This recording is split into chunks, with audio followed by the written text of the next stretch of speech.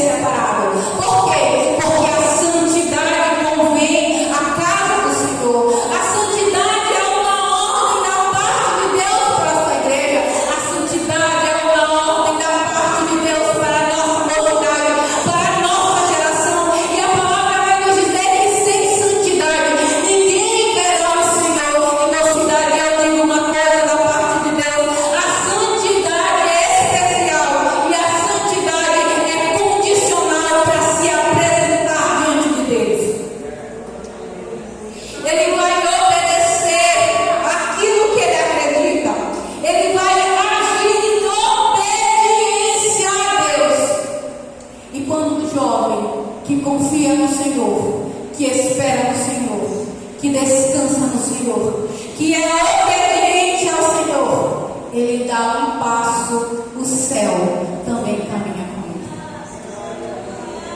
Quando a mocidade da casa de Deus caminha em obediência com o seu Senhor, caminha em obediência com a sua liderança, caminha em obediência sobre a palavra de Deus, o céu também caminha com ele.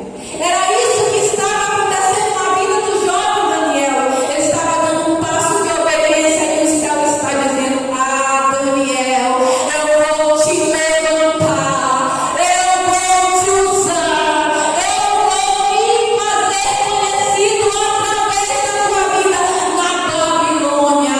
Deus tem coisas grandiosas para a minha geração. Deus tem coisas poderosas para a nossa igreja. Nós somos a geração que antecede o arrebatamento da igreja. Tudo que a palavra de Deus diz sobre os últimos dias está se cumprindo. E a igreja do Senhor, a mocidade do Senhor, tem que estar mais avivada do que nunca, convicta do Deus da sua salvação, esperando ansiosamente para sermos usados e ensinados pelo Espírito Santo de Deus.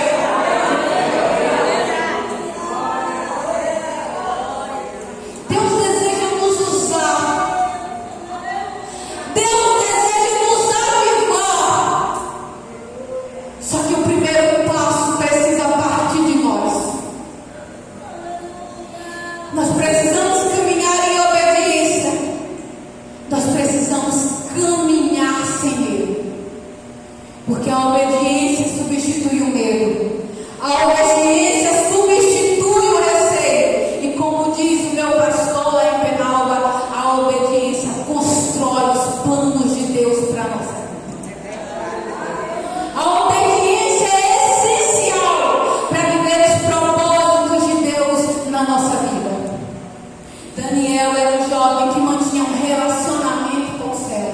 A palavra vai dizer que ele orava 3 vezes ao dia, levantava as suas mãos com as bandas para Jerusalém. Ele orava 3 vezes ao dia. Ele mantinha um relacionamento de comunhão, seguridade e amor com Deus. O que acontece muitas vezes é que nós queremos estar na presença de Deus, mas nós não queremos nos disponibilizar em tempo, em oração, jejum e busca da palavra. São os 3 fundamentos essenciais. Primeiro, para que Deus nos use. Segundo, para manter um relacionamento fiel e perfeito com Deus. Nós somos igreja de Deus, comissionados à salvação daqueles que estão perdidos, mas nós também somos filhos. E Deus deseja se revelar a nós através da oração, através do jejum e através da sua palavra. Nós precisamos, mocidade, descobrir quão perfeito, amoroso, maravilhoso é o nosso Deus através da sua palavra, através da oração, através da busca incessante, para que assim nós possamos ter da parte do Senhor experiências com Ele, para que assim quando o dia mal vir, nós estamos alicerçados naquilo que o Senhor quer para nós. Eu lembro que há alguns anos atrás, eu nunca vou deixar de contar aquilo que Deus fez por mim. Aonde eu pisar a planta dos meus pés, eu vou pisar aquilo que o Senhor fez pela minha vida. E eu lembro que há alguns anos atrás, para que eu fosse salva pelo Senhor, eu passei por uma depressão muito forte. O meu avô, ele tinha se suicidado e nós perdemos casa, a família ficou contra nós não tínhamos basicamente nada. Eu passei por psiquiatras, psicoterapeutas, teve pessoas que ainda me levaram em casa de pessoas que trabalham com o mal e tudo foi feito para que assim eu alcançasse saúde.